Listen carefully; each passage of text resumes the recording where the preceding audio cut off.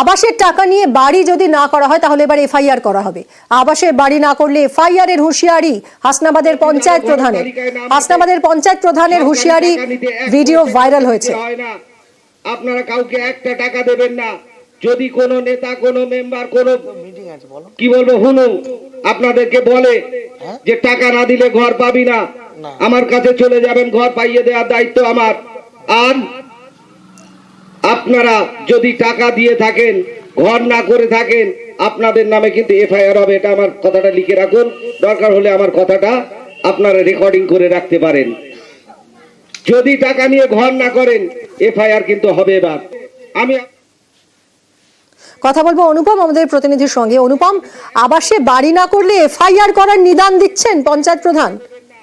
হ্যাঁ দেখুন, উনি একদম পরিষ্কার ভাবে গতকাল হাসনাবাদের যে বেবিয়া পঞ্চায়েত, সেই বেবিয়া পঞ্চায়েতের প্রধান অলিউল মন্ডল তিনি একটি সভায় মাইকে প্রকাশ্যে বলেন যে আবাসের টাকা যারা পেয়েছেন তাদেরকে অবিলম্বে ঘর শুরু করতে হবে, এবং ঘর যদি তারা না করে তাহলে তাদের বিরুদ্ধে একদম সরাসরি এফআইআর করা হবে।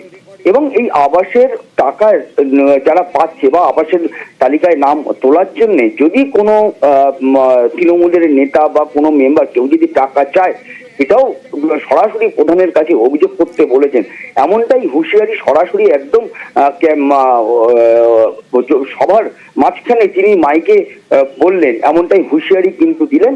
এবং এই যে ভেবিয়া পঞ্চায়েতের বিভিন্ন যেসব এলাকায় এখান থেকে এরকম ধরনের কোনো দুর্নীতি বা আবাসের যারা উপভোক্তা তারা ঘর পেয়ে ঘর করেনি এইরকম প্রশ্ন যখন আমরা তার কাছে পরবর্তী সময় যখন করি, তিনি কিন্তু যেটা বলেন, তিনি একটু এড়িয়ে গিয়ে তিনি যেটা বলেছেন যে যেহেতু তিনি চারিদিকে এরকম ধরনের ঘটনা শুনছেন, সেই জন্য তার পঞ্চায়েত এলাকায় যদি এরকম ধরনের কিছু ঘটে থাকে তাহলে তার বিরুদ্ধে তিনি সরাসরি এফআইআর করবেন, এমনটা কিন্তু জানিয়েছেন অলিউল মন্ডল বেবিয়া পঞ্চায়েতের প্রধান। ধন্যবাদ অনুপম। হাসনাবাদের পঞ্চায়েত প্রধানের এই ভাইরাল হুঁশিয়ারি ভাইরাল হয়েছে ভিডিও, যদিও নিউজ 18 বাংলা সত্যতা যাচাই করেনি, কিন্তু সমালোচনার পরেও কিন্তু অবস্থানে অনড় পঞ্চায়েত প্রধান। আবাস যোজনার টাকা এখনো ঢোকেনি, এখন সর্বপ্রথম তালিকা প্রস্তুতের কাজ চলছে। তো আমার গ্রাম পঞ্চায়েতে আমি চাই যে এই সমস্ত দুর্নীতিগুলো যাতে না হয়, তারা সেই টাকাটা নিয়ে যাতে অন্যদিকে কোনো জায়গায় খরচ না করে ফেলে, যার ফলে তারা মাথার উপর ছাদটা তৈরি করে তাদের পরিবারকে নিয়ে যাতে সুখে শান্তিতে বাস করতে পারে, তার জন্য আমার এই কথা। তো যদি এরকম ঘটনা ঘটে থাকে অবশ্যই আমি জনসভায় যে কথাটা বলেছি আমার দিক দিয়ে সে আইনত ব্যবস্থা আমি নেব।